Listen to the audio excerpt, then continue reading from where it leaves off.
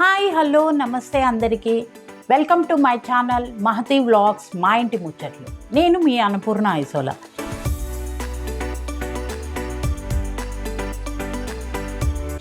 ఇవాళ నేను మీకు 5 నిమిషాల్లో చేసుకునే రెసిపీ చూపించబోతున్నాను. అది ఏంటంటే వాము రైస్. ఇవాళ నేను వాము రైస్ ఎలా చేయాలో చూపించబోతున్నాను. అది ఎవరైనా కూడా ఈజీగా చేయగలరండి. 5 మినిట్స్లో అయిపోతుంది.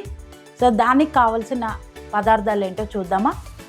అయితే ఈ వీడియో మీరు స్కిప్ చేయకుండా లాస్ట్ వరకు చూడండి. వాము రైస్కి కావాల్సిన పదార్థాలు: మొదటగా ఉడికించి పక్కన పెట్టుకున్న అన్నము, దీంట్లో కావాల్సిన పోపు సామాను: శనగపప్పు, మినప్పప్పు, ఆవాలు, జీలకర్ర, కరివేపాకు, పల్లీలు, గార్నిష్కి కొత్తిమీర, చీల్చి పెట్టుకున్న పచ్చిమిరపకాయ, ఎండుమిరపకాయ, గ్రీన్ పీస్, తగినంత ఉప్పు. ఇందులో ఫస్ట్గా కావాల్సిన ఇంగ్రీడియంట్ ఏంటంటే వామ్ అండి. ఎందుకంటే వామ్ రైస్ కదా, ఇది ఇంపార్టెంట్. సో ఇది మీరు 1/2 స్పూన్ తీసుకోవచ్చు. ఎందుకంటే ఎక్కువ తీసుకుంటే మరీ ఘాటుగా మనకి చేదు వచ్చేస్తుంది. ఈ పలానా ఛానల్లో ఆవిడ చెప్పారు కదండి అని ఎక్కువ వేసుకున్నారంటే మళ్ళీ అందరూ నన్ను తిట్టుకుంటారు. సో ఇది కొంచెం సరిపోతుంది. ఓకేనా అండి. ఇప్పుడు జస్ట్ 5 మినిట్స్ రెసిపీ అండి ఇది. జస్ట్ మూకుడు పెట్టుకుని ఇవన్నీ పోపు వేసేసుకుని మనం ఈ రైస్లో కలిపేస్తాం. పోపు వేగిపోయింది.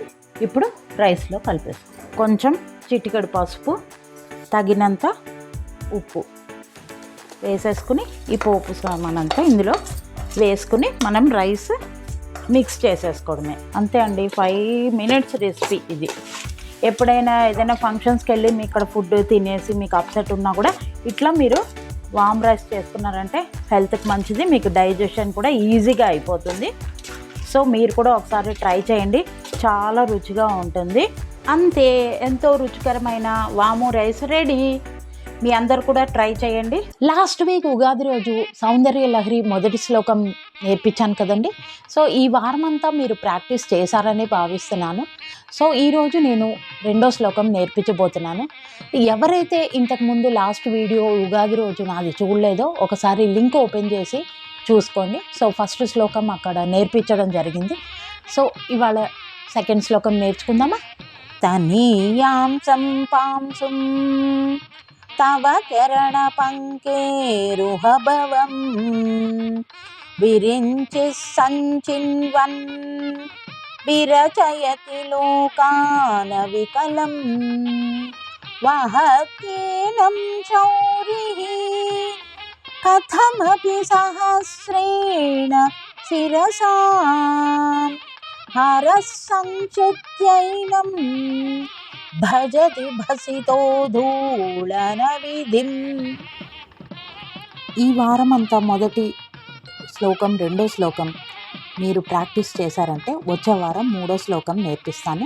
So please like, share and subscribe my channel. Signing off, మీ అన్నపూర్ణ ఐసోలా.